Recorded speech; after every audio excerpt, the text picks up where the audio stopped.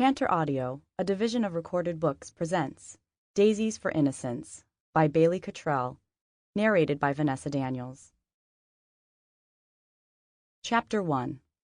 The sweet, slightly astringent aroma of Lavandula stoicus teased my nose. I couldn't help closing my eyes for a moment to appreciate its layered fragrance drifting on the light morning breeze.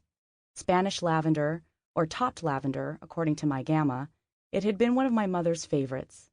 It was a flower that had instilled calm and soothed the skin for time eternal, a humble herb still used to ease headache and heartache alike.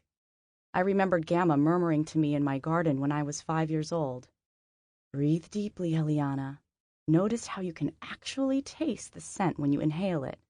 Pliny the Elder brewed this into his spiced wine, and Romans used it to flavor their ancient sauces. In the language of flowers, it signifies the acknowledgement of love. Not that I'd be using it in that capacity any time soon. But Gamma had been gone for over 20 years, and my mother had died when I was only 4.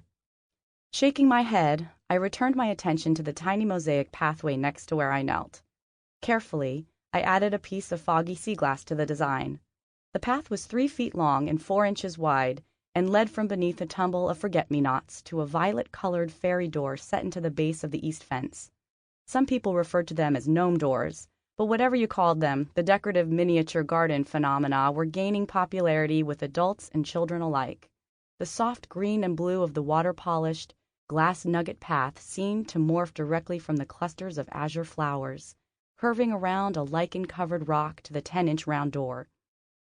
I wondered how long it would take one of my customers to notice this new addition to the verdant garden behind my perfume and aromatherapy shop, Sense and Nonsense.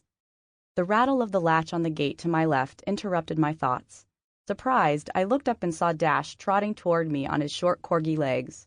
His lips pulled back in a grin as he reached my side, and I smoothed the thick ruff of his fur around his foxy face.